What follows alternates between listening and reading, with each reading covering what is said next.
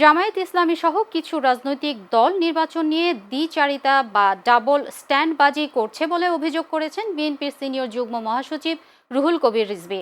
আজ দুপুরে নয়াপল্টনে বিএনপির কেন্দ্রীয় কার্যালয়ে পবিত্র আশুরা উপলক্ষে আয়োজিত আলোচনা সভা ও দোয়া অনুষ্ঠানে তিনি একথা বলেন।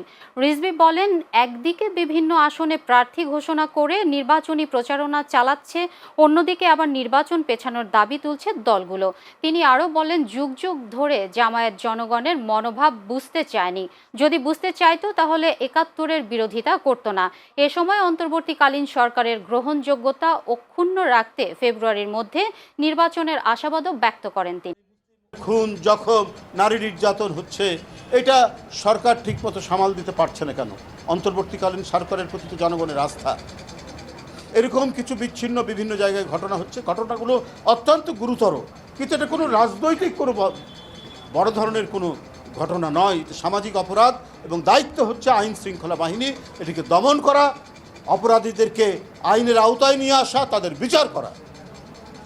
তাহলে নির্বাচনের কি দোষ হলো যে নির্বাচন পেছাতে হবে?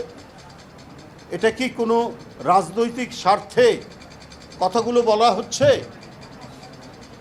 কারো ইমেজ বৃদ্ধির জন্য তারা সময় বৃদ্ধি করতে চাচ্ছে?